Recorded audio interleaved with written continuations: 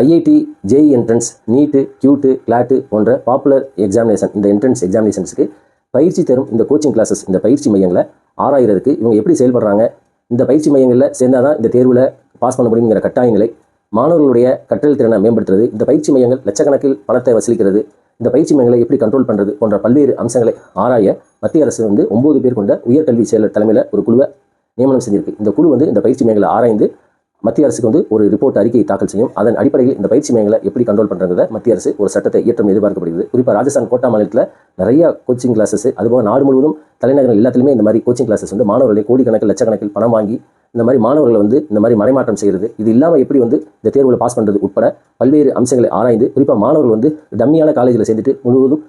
இந்த பயிற்சி மையங்களுக்கு தயாராகிறது, போலீஸ் ஸ்கூலில் சேர்ந்துட்டு இந்த மாதிரி முழு நேரம் தன்னுடைய நேரத்தை இந்த பயிற்சி மையங்களை செலவு செய்கிறது, இதை எப்படி தடுக்கிறது உட்பட பல்வேறு அம்சங்களை இந்த குழு ஆராய்ந்து மத்திய அரசுக்கு அறிக்கை தரும்.